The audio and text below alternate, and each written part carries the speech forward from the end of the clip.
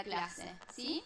Buenas noches a todos, mi nombre es Belén Luque y voy a estar colaborando con el profesor Mancilla en esta materia, Algoritmos y Estructura de Datos 1. Antes que nada, quería hablarles un poco sobre lo que son los paradigmas de programación. Tal como lo dice en esta diapositiva, un paradigma de programación provee y determina la visión y métodos de un programador en la construcción de un programa o subprograma. Es decir, a medida que se fueron creando los distintos lenguajes de programación, se fueron creando los diferentes paradigmas. A medida que fueron evolucionando, así también evolucionaron los paradigmas de programación.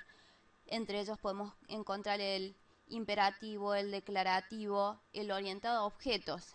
El que nos incumbe en este momento es el paradigma orientado a objetos. Vamos a hablar de este paradigma. Está basado en la idea de encapsular estado y operaciones en objetos. En general, la programación se resuelve comunicando dichos objetos a través de mensajes. Básicamente, la idea central de este paradigma es la comunicación entre objetos. ¿Cuáles son los elementos de este paradigma? Principalmente las clases y los objetos. Las clases son una descripción de los datos y operaciones que describen el comportamiento de un cierto tipo de elementos homogéneos, es decir, una clase engloba muchos objetos que comparten unas mismas características. Por ejemplo, cuando hablamos de la clase auto, dentro de la clase autos comparten ciertas características. Por ejemplo, la patente, el número de puertas, la velocidad, el color, son todas características que comparten. En cambio, un objeto es un ejemplar concreto de esta clase. Por ejemplo, el auto 1, el color blanco, la patente XYZ987. En resumen, ¿no? Este paradigma también tiene otros elementos, como les decíamos, los atributos, que acá los citó: marca, número de puertas, color, velocidad máxima. El estado, que es el conjunto de los valores de los atributos de un objeto en un momento determinado. Es decir, yo sé que todos los autos van a tener estas características, estos atributos. Pero cuando yo creo una instancia concreta de un auto, por ejemplo el auto 1, va a tener estos atributos, ¿sí? Que es lo que lo definen como objeto único. Esta es la idea central del paradigma orientado a objetos.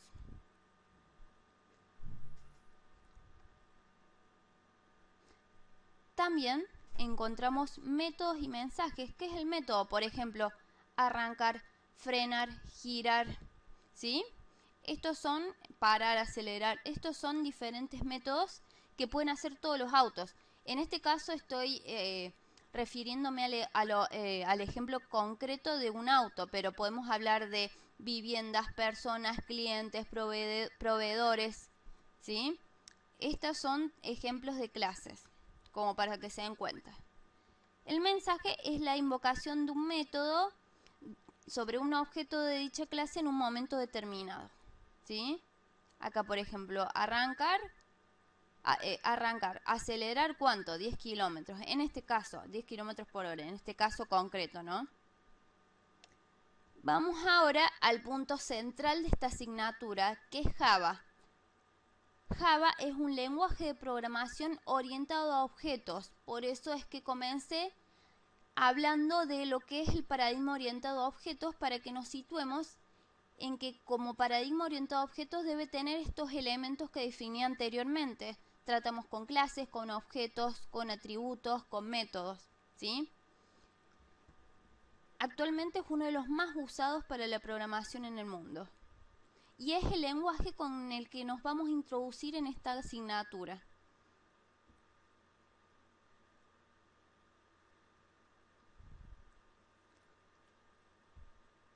Esta asignatura provee los conocimientos básicos para iniciarse en el desarrollo de la programación utilizando Java.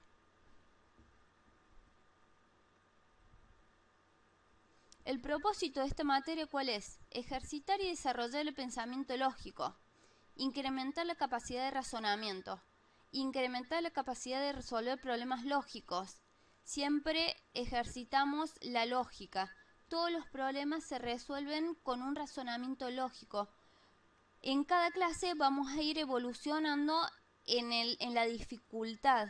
Entonces cada vez vamos a ir ejercitando más este pensamiento lógico y los problemas van a ser más complejos. La idea es ir desde una complejidad básica hasta una más avanzada, creando aplicaciones de consola. ¿Cuál será el aprendizaje? ¿Qué es lo que vamos a aprender? Los símbolos de diagramación para resolver diferentes problemas a través de una secuencia de pasos. Esta imagen que ven acá es un diagrama de flujo. Cada símbolo representa una definición distinta. Cada símbolo significa algo y nos ayuda a resolver distintos problemas. En este caso, los problemas van a ser nuestros programas. El problema es la solución. El programa es la solución concreta a un problema. La traducción de estos símbolos va a ser finalmente en un lenguaje de programación, es decir, vamos a pasar de diagramas de flujo a código, a lenguaje de programación, en este caso Java. Acá la idea era mostrar un esquema conceptual de la materia y las diferentes fases: desarrollar el pensamiento lógico, aprender las diferentes estructuras simbólicas, porque trabajamos primero con diagramas de flujo para plantear la resolución a nuestros problemas y elaboramos las soluciones racionales.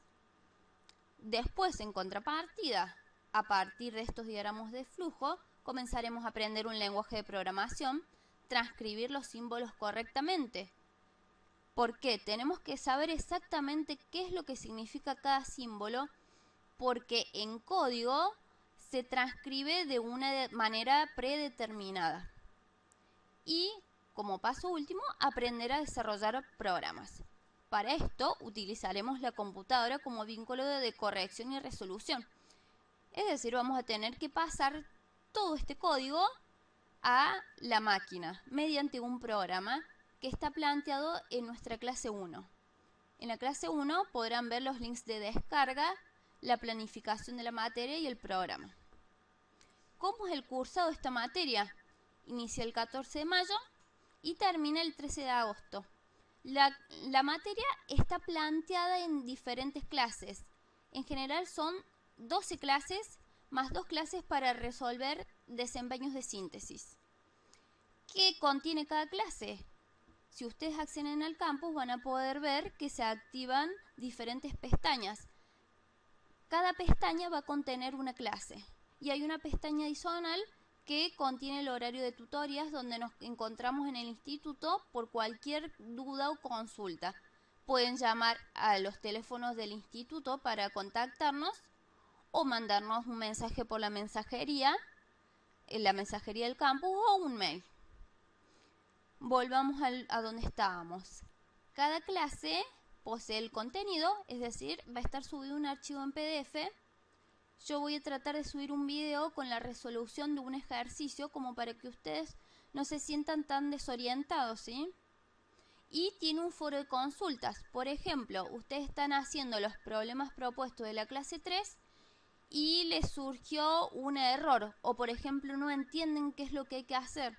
Bueno, en ese caso ustedes plantean la duda y a la brevedad va a ser respondida por los docentes. Por eso es muy importante que ustedes usen los foros. La materia tiene 2 desempeños de síntesis, que son trabajos donde ustedes tienen que desarrollar diferentes aplicaciones y se suben mediante un link, un enlace que se habilita. Generalmente son en la clase 6 y en la clase 11 aproximadamente. La idea es que esto es un planteo en general de 12 clases. Ustedes pueden seguir el ritmo que a ustedes les parezca, pero esto sirve de guía, así que lo óptimo sería que pudieran seguir el ritmo que se plantea en la materia. Y cada clase va a estar habilitada sábado tras sábado. Vamos a ver las condiciones de regularización. La materia se regulariza probando 2 desempeños de síntesis, o sea los dos, con notas mayores o iguales a 4, es decir, el 60% de cada desempeño debe estar correcto para regularizarlo. La modalidad de distancia lamentablemente no tiene promoción. En este caso ustedes tienen que asistir, a la unidad de gestión o al instituto, a la sede correspondiente a rendir y se tienen que inscribir al turno de examen. Lo que se rinde es el desarrollo de un programa y que es lo que contemplaría todos los temas de la unidad. Suponiendo que ustedes no pueden aprobar la materia en el periodo de tiempo de cursado, van a quedar con la condición de libre. En esta condición pueden rendir, pero rinden, además de lo que rinden los alumnos en condición regular, unos apartados más, unos ejercicios adicionales en su final. O si no, tienen otra opción que es la de regularidad extraordinaria, que es un periodo de tiempo que lo fijan, es determinado por el profesor, ustedes le tienen que consultar, generalmente es de un mes, a partir de la culminación del cursado, donde pueden ponerse al día con los desempeños que deban, con las entregas que deban, ¿sí? Lo que yo recomiendo es que traten de seguir el ritmo que la materia propone, son 12 clases. Si ustedes siguen al día, si ustedes plantean las consultas en los foros, les va a ser mucho más ameno el cursado y van a poder llegar a tiempo con todos los desempeños. Porque realmente es muy tedioso tratar de, por ejemplo, tener el primer desempeño y no haber tocado ninguna clase o estar en la clase 2. Resulta muy tedioso y muy dificultoso y ahí se generan todas las dudas. Entonces, traten de seguir el ritmo. Yo sé que es difícil, pero es lo que más recomiendo para que les vaya bien a todos, que es lo que queremos. Acá adjunto el mail del profesor, que es el titular de la materia, yo estoy colaborando con él, ¿sí? Y adjunto el mío. Acá hice una aclaración sobre la pestaña de tutorías. Si hacen clic en esta pestaña van a ver nuestros horarios de tutorías, el mío tanto como del profesor. Por último, lo que quería decirles es que le damos la bienvenida al Instituto Superior Santo Domingo y en particular a nuestra asignatura. No se olviden que tanto el profesor Mancilla como yo estamos para acompañarnos en este proceso. Es un proceso de formación continua y de aprendizaje. Por eso no se rindan, no se den por vencidos, que estamos para ayudarlos, para acompañarlos. No desistan,